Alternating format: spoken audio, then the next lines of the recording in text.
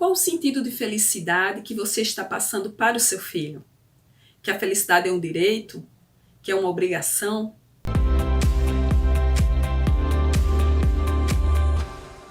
Olá, amigos! Eu sou Ana Paula Ribeiro, educadora, psicanalista e escritora.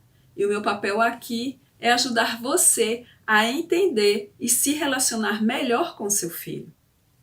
Hoje, vivemos num tempo que temos a certeza que temos acesso a muito mais informação, a muito mais coisas que os nossos pais, por exemplo. Vivemos uma era envoltos em conhecimentos e tecnologias, e essa era do conhecimento hoje em dia é baseado no desenvolvimento de habilidades e potencialidades. Somos tão cobrados por isso no nosso meio de trabalho, na nossa vida, que terminamos por passar essa cobrança para os nossos filhos, muitas vezes de uma forma autônoma, sem nos darmos conta do que esse material, do que essas informações estão fazendo na vida dele, como eles estão, na verdade, absorvendo essas cobranças e esse tipo de incentivo que estamos dando para ele. Desenvolver habilidades e potencialidades é algo magnífico. E realmente, o mercado de trabalho hoje exige muito isso da gente. Mas qual seria o limite e que nós temos que ter para exigir isso do filho? A partir de que idade nós poderíamos fazer isso?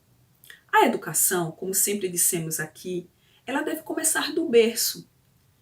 E o sentido que devemos dar a essa educação vai muito do que nós absorvemos como conceitos de vida para a nossa vida, porque é isso que nós conseguimos passar.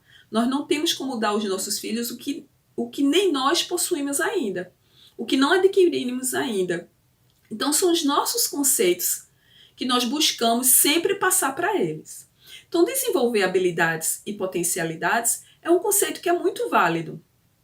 Só que é preciso respeitar cada fase do seu filho, o processo de amadurecimento dele. Você não pode exigir dele algo que ele não tenha maturidade ainda, que ele não tenha condição ainda de passar para você.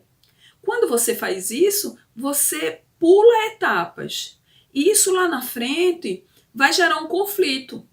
Então você vai ver constantemente adolescentes ou adultos querendo viver momentos do passado. Por quê? Porque esses momentos não foram vividos adequadamente no período que era para ser vivido. Então, pular etapas na fase de amadurecimento com a falsa ideia de que temos que preparar os nossos filhos para se superarem na vida é algo que tem assim é uma faca de dois gumes, né? O tiro pode sair pela culatra e você não conseguir atingir esse objetivo. Muito pelo contrário, seu filho pode se rebelar em um determinado momento, e geralmente isso acontece na adolescência, não é?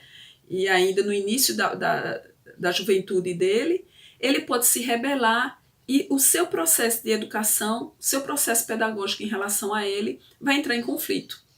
Vocês vão entrar em conflito, porque ele vai exigir de você uma postura de que você dê a ele condições dele fazer as próprias escolhas, não é? Então, geralmente, nós passamos o conceito de que felicidade é um direito adquirido, e não é. E se o seu filho persegue apenas essa máxima, se você exige que ele, de uma forma ou de outra, jogue toda a sua energia, todo o seu potencial na busca dessa felicidade, você vai esquecer de uma coisa, de passar para ele o conceito de autonomia. O que seria autonomia? Autonomia no sentido de dar a ele o direito e a liberdade de escolher como deve agir. Porque se você exige que ele haja de acordo com o que você acredita que é o ideal para ele, você não está passando essa autonomia para ele. E muitos pais confundem autonomia com autossuficiência. A autossuficiência, ela daria a ideia de que seu filho poderia interagir no mundo sem precisar de ninguém. E isso é uma utopia, é impossível de acontecer. Porque nós vivemos numa relação de interdependência. Essa interdependência ela é salutar para você, para mim e é salutar para o seu filho.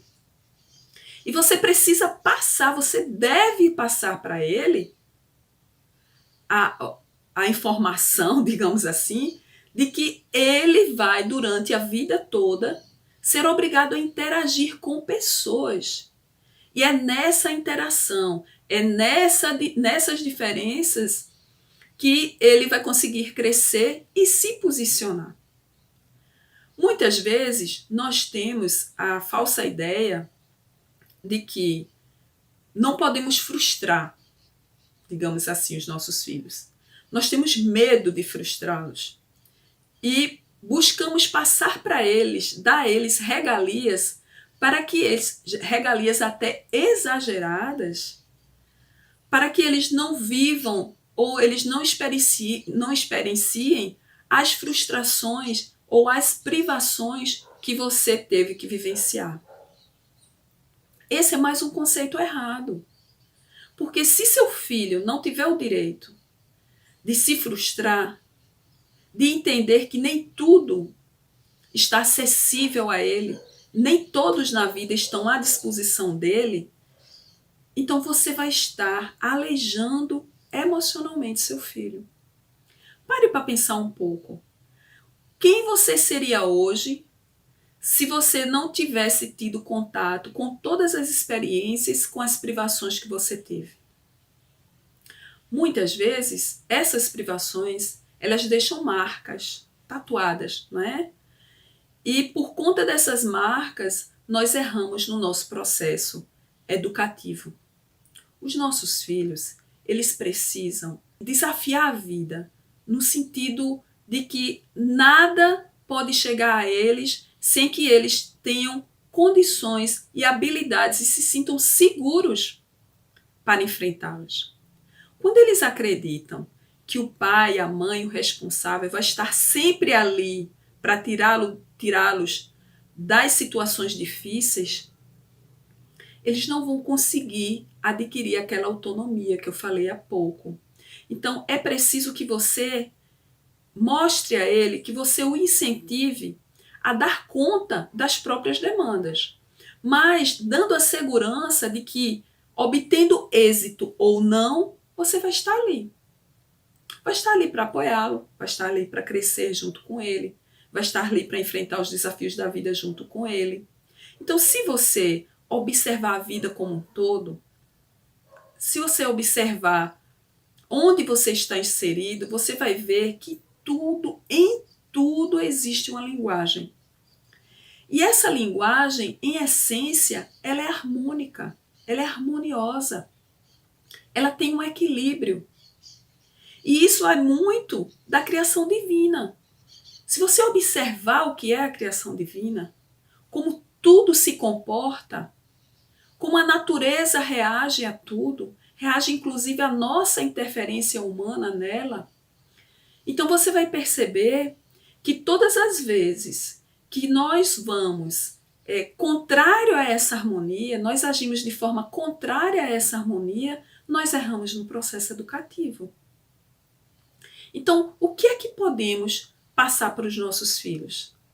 Primeiramente, essa harmonia, esse sentido de vida. Porque quando nós não temos esse sentido de plenitude, de pertencimento, de pertencer a si mesmo, de se conhecer, de se autoconhecer para depois interagir com o mundo, qualquer frustração, qualquer desengano vai fazer com que a gente perca o equilíbrio. E assim vai ser com seu filho. Assim vai ser com o meu filho se eu não educá-lo devidamente para a vida. Então, é hora de deixarmos de lado a busca quase que cega, que louca, de uma realização profissional que vá lhes dar uma realização no sentido material. Não é só isso que dá felicidade. Isso ajuda. Isso ajuda a se manter em equilíbrio. Mas o que vamos dizer das pessoas felizes que têm apenas paz? O que vamos dizer das pessoas felizes que são tão felizes que têm apenas consciência tranquila? Até onde nós admitimos ser possível agir para buscar essa felicidade material, essa realização material? Muitas vezes nós viramos escravos dela, acreditando que o sentido de existir, ser feliz, é ter uma realização profissional. E eu penso aqui, para refletir com você, a gente vai e incentiva um filho a ser um médico. Só que a gente não dá esses valores a ele. Nossos filhos crescem, o nosso filho vira um médico, vai chefiar uma equipe. E como ele vai tratar essa equipe? Se o sentido de existência dele é apenas produção, é apenas habilidade, é apenas desenvolver potencialidade e crescer mais ainda como médico. O que será que esse médico, que o seu filho, que se formou com esses conceitos, vai exigir da equipe dele? Uma equipe como essa, ela vai seguir o mesmo padrão dele, mas não vai ser feliz. Ele não vai estar gerando profissionais felizes, pode estar dando um bom exemplo de autossuperação no sentido profissional. Mas diante da primeira dificuldade, ele não vai saber enfrentar, ele não vai saber se olhar no espelho e lidar com o próprio fracasso. Isso seja nos relacionamentos humanos, ou seja, inclusive, numa oportunidade de crescimento profissional que ele não conseguir lograr. Ajudar o filho a entender essa existência no sentido de que não estar fora, não é no exterior, não é na questão material, não é na quantidade de amigos nas redes sociais, não é na popularidade na escola, não é na forma como ele se posiciona, que ele se veste e na quantidade de garotas ou na quantidade de garotos que o admiram, que a admiram. A felicidade não está nisso. Essas situações, elas fazem parte da vida, fazem parte. Mas a felicidade é algo que vai além dessas posturas materiais, físicas, palpáveis. A felicidade tem que ser buscada dentro. Porque o nosso tesouro está onde está o nosso coração. Essa é a nossa grande citação. E lembrando do romance O Conde de Monte Cristo, eu tiro uma frase aqui que ele diz assim: o mais feliz dos felizes é aquele que faz o outro sorrir. Sorrir. Você está fazendo o seu filho sorrir? Você está fazendo o seu marido sorrir? O seu pai? A sua mãe? Você está fazendo seus companheiros, seus amigos no trabalho sorrirem? Porque quando a gente dá a vida, é um processo muito natural. Ela nos dá de volta. Se você dá amor, você recebe amor. Se você dá respeito, você recebe respeito. Se você dá sorrisos, você recebe sorrisos. Essa é uma lei natural. Mas não é a lei natural no sentido literário do dar e receber. Porque todas as vezes que nós damos algo esperando um retorno, nós não estaremos dando. Já parou para pensar nisso? Nós estaremos buscando e não dando. Porque o sentido de dar é aquele de dar sem pedir em troca. Quando você pede em troca, então você busca. Se você pede sorrisos de volta, você está buscando sorrisos. É por isso que você agiu daquela forma. Então é isso que nós precisamos ensinar aos nossos filhos desde pequenininho. Sabe quando ele vai para a escola e começa a se comportar agredindo o amiguinho? Ele vai precisar entender que aquela agressão faz o amiguinho sofrer e que o melhor da vida, o melhor para ele, é fazer o carinho, é abraçar, é aconchegar. E é isso que a gente vai precisar ir ensinando desde a primeira infância. Quando chegam na adolescência, os nossos filhos vão enfrentar, aliado a isso, que já é assim um fator desagregador, quando a gente não consegue se posicionar na vida com plenitude, com autonomia, aliado a isso, eles vão enfrentar a dificuldade do desenvolvimento dos hormônios. Todo mundo aqui já foi adolescente e sabe o quanto a questão hormonal altera as nossas posturas na vida, altera o nosso equilíbrio. E nessa fase, a gente vai dizer que o nosso filho não nos entende, que ele se rebelou, que é difícil lidar com a adolescência. E o nosso olhar empático? E a nossa lembrança de que um dia fomos adolescentes também? Será que se a gente olhar para trás e perceber como a gente interagia, entendendo que o contexto histórico, o contexto social, era completamente diferente do de hoje. Nós começamos essa conversa dizendo que hoje nós temos muito mais acesso à informação, a conhecimento, à tecnologia do que os nossos pais. Então, fatalmente, os nossos filhos têm mais acesso a tudo. E a forma como a juventude, a adolescência encara a vida é muito bonita. Eles não se prendem a preconceitos, a posturas pré-estabelecidas, e esse é o grande ensinamento que eles precisam passar para a gente. Porque no processo educativo, nós já dissemos que a gente ensina, mas a gente também aprende. E essa juventude de hoje, ela tem muito a nos dar. Mas essa juventude está em conflito. O meu filho está em conflito. E eu não consigo interagir com ele. Se essa for a sua situação, pare e pense. Antes de ir a ele. Pense em como você se posicionaria se fosse o seu filho. Procure olhar a vida com os olhos dele. Não é no lugar dele, calçando os sapatos dele. É com os olhos dele, mas com o seu conhecimento de vida, com o que você tem hoje. Será que você aceitaria tantas imposições para que a felicidade chegue na sua vida? Ele precisa de espaço para poder entender o contexto em que vive, para poder buscar o sentido que o coração dele pede.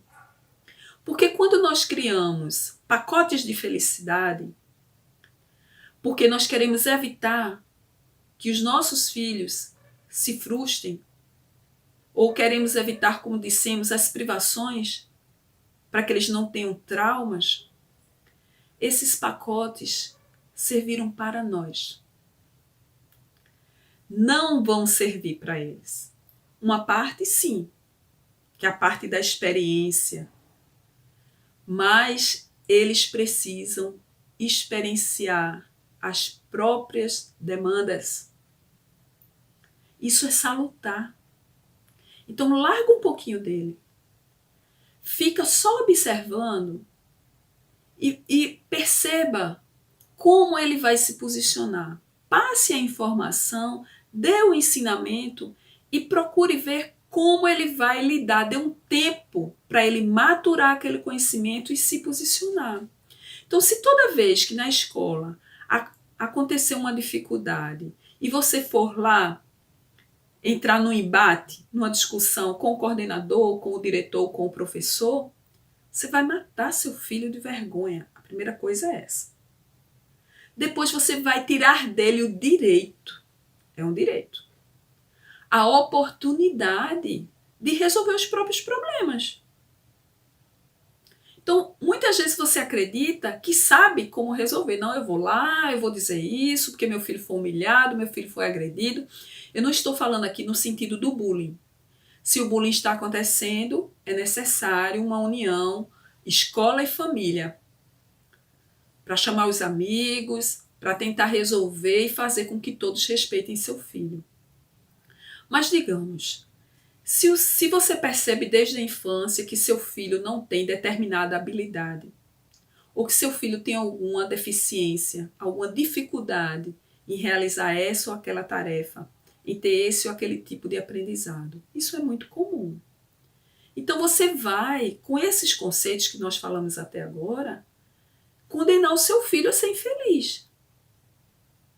Porque pela falta do desenvolvimento da habilidade A ou B, ele não vai poder ser feliz. Isso é um engano. Todos nós temos direito a buscar uma forma de ser feliz. Para uns, a felicidade vai ser nesse pacote X. Para outros, a felicidade vai estar no Y. Para um terceiro grupo, ela vai estar no Z. E a gente vai ter que aceitar isso. É natural que aconteça dessa forma. Então, naquele sentido que está no Conde de Monte Cristo, na citação que eu trouxe, né, que o mais feliz é aquele que consegue fazer o outro sorrir. Levar felicidade ao outro é impossível, mas levar sorrisos é possível sim. Levar propostas de vida prontas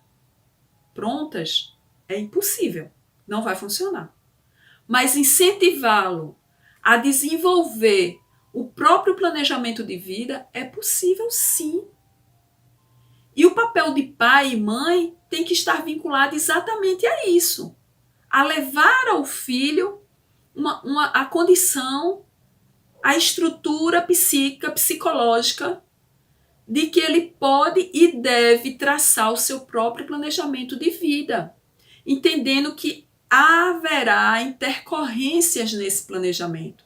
Nem sempre tudo que a gente planeja, a gente vai conseguir chegar lá no fim e atingir e obter o êxito. Isso vai ser em relação às namoradas, aos namorados, vai ser em relação a um casamento, em relação a um emprego, algo que ele buscou, se dedicou e no final ele não vai atingir. Então, ele vai ser infeliz? Claro que não.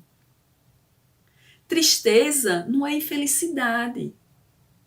Porque a felicidade, ela está dentro de nós. É uma busca interior. Já a tristeza, ela vem em alguns momentos pontuais. E aí você tem que chamá-la. Isso foi um conselho de um amigo, não é? Sei que você está triste, mas eu vou lhe sugerir uma coisa. Pegue a sua tristeza, sente com ela no sofá, tenha uma conversa com ela e diga assim: eu hoje preciso não olhar muito para você, porque eu preciso reagir. Reagir positivamente diante desse momento triste. Então, diante de você, tristeza, eu estou precisando reagir. E é isso que eu vou fazer. Porque quando nós nos entregamos à tristeza, nós esquecemos uma série de outras situações que estão dando certo na nossa vida. E que nós não estamos tendo condições de lidar com ela, não estamos percebendo. Vejam só, para quem tem mais de um filho está prestando dessa demanda porque está apresentando uma dificuldade, mas o outro está em pleno vapor. Então, se você só olha para o que está com dificuldade, ou se você vai comparar o que está com dificuldade com o que não está, segue errando na educação. Porque daqui a pouco, na sucessão de dias, o que hoje apresenta momentos de felicidade vai estar triste. E aqueles que estavam com dificuldades vão estar realizados. Você percebe a impermanência das situações? E nessa impermanência é preciso haver um equilíbrio. Quando esse equilíbrio não existe, quando ele está fragmentado, então nós vamos oscilando. O nosso humor, ele vai oscilar tanto que pode nos trazer até dificuldades de relacionamento. Podemos desenvolver até neuroses. Esse humor não dá para ser assim. Você está bem agora e qualquer coisa, seja no trânsito, seja um telefonema, seja uma notícia, lhe tire do equilíbrio. Porque tem que ter assim um joguinho de cintura. A vida, ela pede esse joguinho de cintura. E é com ele que nós vamos conseguir interagir. diante do mundo e buscar essa felicidade.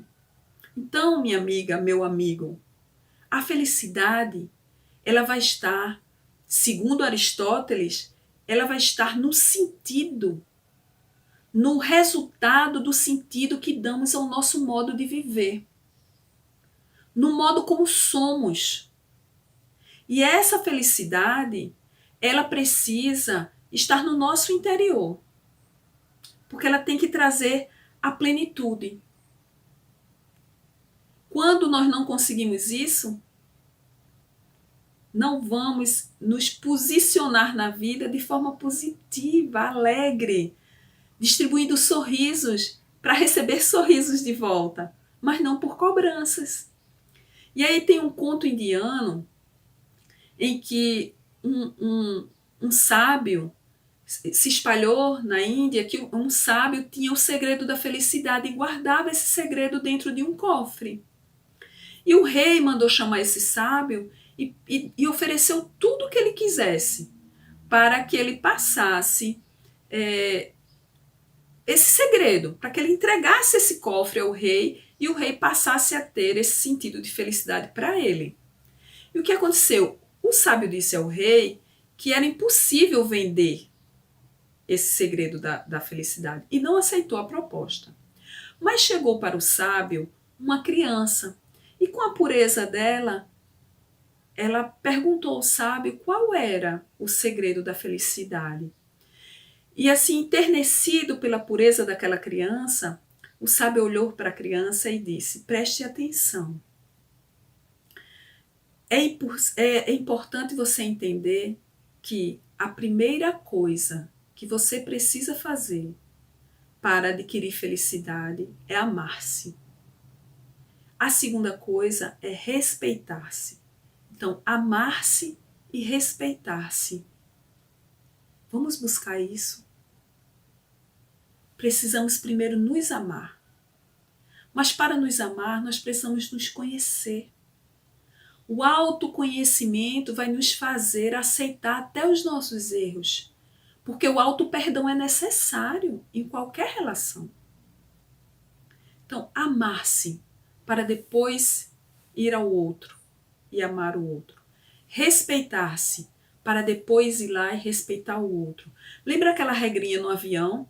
Primeiro você põe a máscara em você para garantir a sua salvação, a sua respiração. E depois você ajuda quem está ao seu lado. Não importa se é uma criança, se é um idoso, se é um adulto. Primeiro você cuida de si. Então vamos ensinar isso aos nossos filhos. Primeiro eles precisam cuidar deles. E depois eles passam a cuidar de nós. Então, esse sentido de pertencimento é importante que a gente passe para os nossos filhos. E fica aqui a frase que eu já disse para reflexão. A felicidade é o resultado da nossa forma de agir com a vida. A felicidade é um modo de ser.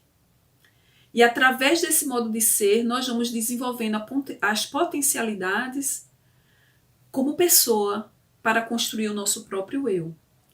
Esse sentido de felicidade que nos trouxe foi Aristóteles. E eu deixo ele aqui para que você possa refletir e levar esse conhecimento, esse conteúdo para o seu filho. Então hoje nós falamos sobre felicidade, sobre como interagir com nossos filhos e quais os conceitos de felicidade que devemos passar para eles. E se o que nós conversamos fez sentido para você, está levando você a uma reflexão, então eu peço que compartilhe, que indique o nosso canal a um amigo, que curta o canal e principalmente que você possa nos dar sugestões de temas para que a gente possa interagir aqui. Então vamos juntos? É possível sim. Um grande abraço e até a próxima.